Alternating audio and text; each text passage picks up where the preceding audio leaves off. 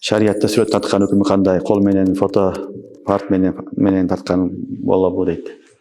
Негизи шариатта сүрөт тартканды чоң күнөө деп айтылат. Ашаддун нас азабан яумал кияма ал мутасаввирун. Хадисте келет, Бухаринин хадиси. Расулуллах саллаллаху алейхи ва саллям айтат, эң каттуу азап сүрөтчүлөргө болот деген.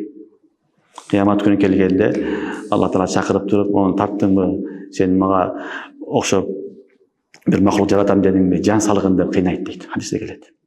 Жан сал деп кыйнайт дейт. Ошон үчүн сүрөт тарткан дегенде негизинен бул кол менен тартканды айтылат. Кол менен тартканды, кол менен жасаганды, эстеликтерди, башкаларды. Финапсихи ошого барат.